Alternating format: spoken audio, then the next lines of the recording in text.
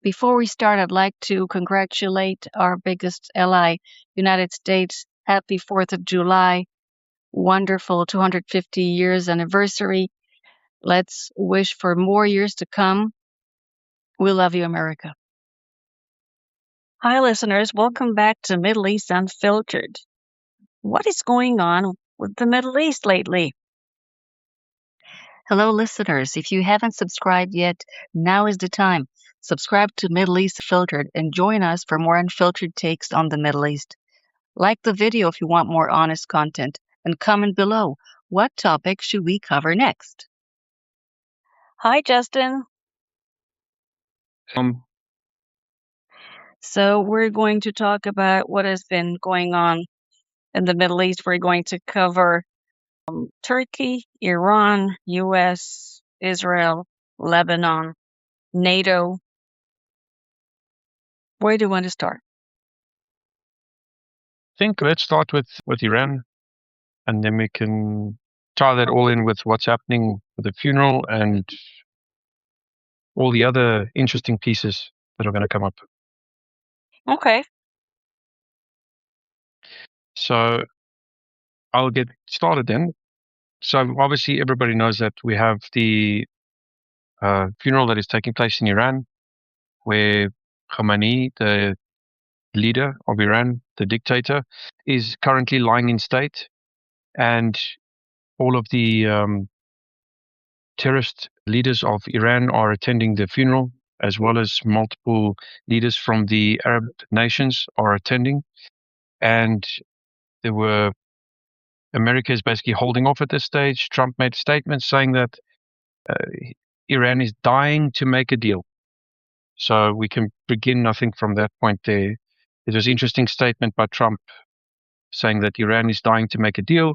And yet both sides are basically claiming victory, saying that everything is, they have the upper hand with everything, which is also very, very interesting.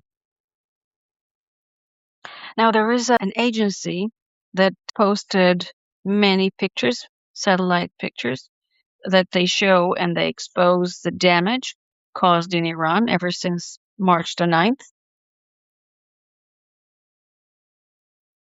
And I think this is maybe the reason that suddenly the Iranians wanted this MOU, because it shows a lot of damage caused to ballistic missiles, infrastructure, warehouse, the Iranian naval base was also damaged. So they need money. This is why they're all about the releasing of the funds, because they need the money in order to reestablish and rebuild themselves. Exactly. So Iran is basically tackling this from three sides. They've got the angle with asking America to lift the sanctions on them. Then they're in talks with Oman about controlling the Strait of Hormuz and making a specific corridor that all ships have to go through, otherwise they'll be attacked. And then the other angle is this frozen funds with Qatar. So they want the $6 billion odd dollars to be given to them from in the current status agreement that is sort of being arranged at the moment or being discussed. And it's like you said, all they want at the moment is money. They're desperate to have as much funds as possible to be released so that they can reconstitute. They need to rearm, restock, and basically get ready for another round of conflict, which I believe is most likely coming. I don't like the fact that actually Qatar is involved. I don't trust Qatar. Not trustworthy. We know exactly what they've been doing to the States, in the States, how they're being operating. So Qatar has denied releasing the funds, the frozen funds. But as I said, I don't trust them. They're two-faced. I wouldn't trust them either, and they are two-faced. And again, it's the Muslim Brotherhood, and I mean they're sitting. I don't know if you saw on the news today. I managed to catch this while I was checking up on everything, but Iran is sitting in meetings with Hamas and Hezbollah and all these people, we're really back to almost square one, because the Americans, they want to talk about the nuclear issue, and Iran is basically saying, we're not discussing the nuclear issue, we're not discussing ballistic missiles, we're only going to discuss basically the Strait of Hormuz and releasing of funds, and not even prepared to discuss the proxies. So I also don't trust Qatar. I think that people understand exactly who Qatar is, and I think it's very bad for America to be sitting with Qatar or sitting with Iran in any kind of discussions. It's almost like the moment that America sits with Qatar, America is already lost, because it's a terror state, just like Iran. And I don't think it's healthy for.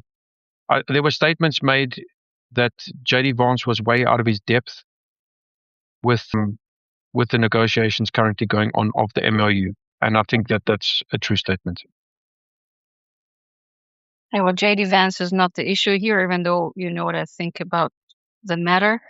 Let's go and talk about Turkey. Turkey wants the F-35 and F-10 from the States. This is why it's been, you know, being nice to the States and President Trump. It was said that there is during the coming NATO summit, President Trump said that he's coming with surprises.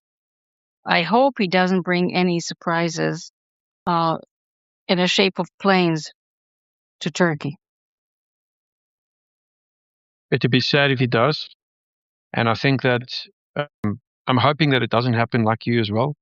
He did mention that the upcoming NATO summit would include good news, and I don't know if that extends to just maybe defense contracts that will be issued across Europe, or whether it will be the 5% GDP increase that European NATO is committed to. Because under Trump and under Mark Rutte, they've been trying to get NATO members in Europe to increase their commitment spend of up to 5%. And again, it's almost like when America was snubbed in this operation against Iran, that with the meeting happening with Turkey, Trump has found a natural way to heal his bruised ego, but also Erdogan can take advantage of this, because he knows this happened and he wants the planes. So Trump needs to save face and Erdogan needs the planes. And it's just a really bad deal all around if that has to happen. Yep. So Turkey is also a very important player in the Middle East, and it's also a threat. And what about Lebanon? Do you want to talk about Lebanon next? Well, Lebanon is, I think, from what I understand, Lebanon has been separated now. Israel has managed to successfully separate Lebanon from the MOU, and it's basically being dealt with as a separate issue, from what I understand. Iran doesn't want it that way. Obviously, Iran is going to keep on trying to drive the wedge between America and Israel over Lebanon. But America seems to think that the Lebanese armed forces are the ones that can deal with Hezbollah. I don't think that's realistic. And then also, they'll be giving them training and funding, from what I understand. And then there will be an Israeli gradual withdrawal. There will be a pilot program of 2 areas specifically that will be given. The LAF will be given charge to see if they can dismantle Hezbollah in those areas or keep them out. And I don't think that that's realistic. I think that Lebanon is I don't think Lebanon can ever go back to being a actual established nation. I think this is wishful thinking. I agree with you. I agree. I don't think the Lebanese army will do something very crucial or defend. I think basically Lebanon is Iran, Iran is Lebanon. And I think we have just to wait and see. We're going to have a long, hot summer ahead of us. I believe so. I think that it's going to go from negotiating table to the battlefield and back and forth a number of times still. I don't like, again, I think that Iran doesn't want to see Trump and the Republican Party win the midterm elections, and America does not want to see Iran controlling the Strait of Hormuz and charging tolls and threatening with ballistic missiles. So we're going to go round and round and round until eventually something has to give. And what that is, at this stage, I don't think anybody currently knows. And we're just going to have to wait and see. Yeah, we just have to wait and see. Well, thank you, Justin. And you listeners, if you like what you've heard, comment, share, subscribe, and I'll see you next time. Bye, Justin.